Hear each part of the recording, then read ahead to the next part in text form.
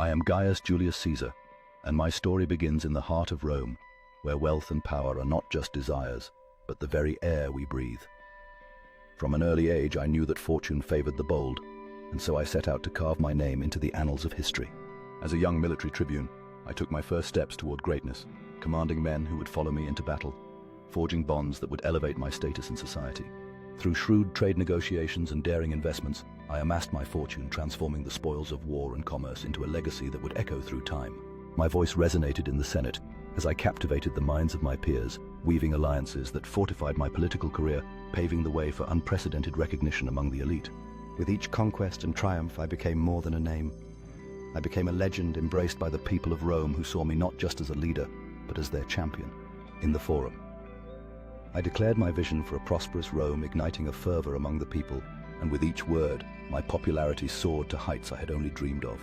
In the shadows, I plotted my ascent, forging bonds with loyal allies, all while the weight of fame and fortune began to shape my destiny beyond anything Rome had ever seen. With visions of expansion dancing in my mind, I scrutinized every corner of the empire, yet, as I ascended, whispers of conspiracy began to swirl among those who feared my increasing authority. As I navigated the halls of power, the air thickened with deceit. Conspirators cloaked in the guise of friendship, prepared to strike at the heart of my ambition. In solitude, I pondered the warnings etched upon the scroll, sensing the tide of betrayal swelling around me, even as my dreams of glory fueled my every decision. With every step toward the Senate, I felt the weight of Rome upon my shoulders, unaware that the very men I had trusted were preparing to unleash their dark intentions. As I spoke my final words that day, a chill swept through the chamber. Little did I know the loyalty I took for granted was about to be shattered in a single fateful act. The sting of betrayal pierced my flesh, an act that shattered the trust I had built. In a heartbeat, the dreams of glory were eclipsed by the stark reality of treason. As I fell, the weight of my ambitions crumbled around me. The echoes of my dreams faded into silence, replaced by the stark realization of my mortality. In the streets of Rome, a ripple of uncertainty spread.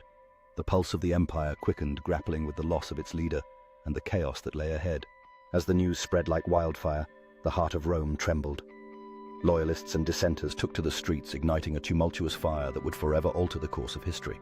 In a moment of profound emotion, I, Octavian, stood before the masses, weaving my words into a tapestry of rebellion, stirring the souls of Rome to rise against those who had wronged us.